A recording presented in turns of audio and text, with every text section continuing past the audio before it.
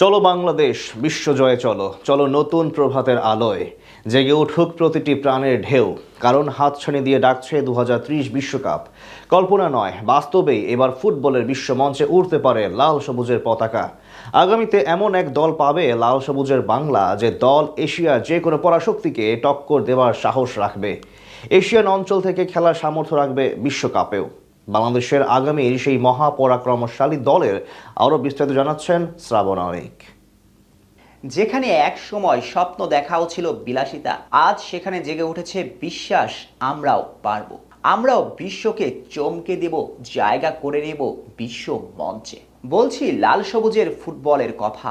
বছর দুই আগেও যে দেশের ফুটবল হারিয়েছিল কালের গর্ভে, আজ সে দেশের ফুটবলে এসেছে নতুন জাগরণ। ইউরোপীয় ফুটবলের ছোঁয়া এসব জানা গল্প। বরং নতুন খবরটা হচ্ছে, এখন দু চোখ মিলে এশিয়ান অঞ্চল থেকে 2030 সালের বিশ্বকাপে খেলার স্বপ্নটা বনাই যায়। হামজা সমিত জায়ানরা তো আছে, সঙ্গে যুক্ত হচ্ছে আরো 3 প্রবাসী তারকা ফুটবলার, যাদের সংযোজন এশিয়ার নতুন পরাশক্তিতে রূপ নেবে লাল সবুজের দেশটা। এখানে শেষ নয়, বরং এশিয়ার ফুটবলের পাওয়ার হাউস জাপান থেকে শুরু করে অস্ট্রেলিয়া, দক্ষিণ কোরিয়াকেও হারানোর সক্ষমতা রাখবে বাংলাদেশ জাতীয় ফুটবল দল। বলতে পারেন 2026 সালে নতুন এক বাংলাদেশকে দেখতে চলেছে ফুটবল বিশ্ব।